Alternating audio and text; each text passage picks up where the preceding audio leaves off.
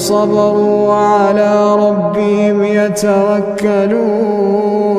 وكأين من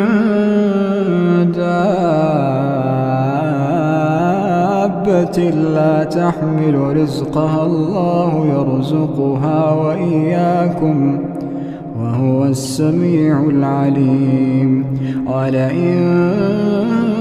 سألتهم من خلق السماوات والأرض وسخر الشمس والقمر ليقولن الله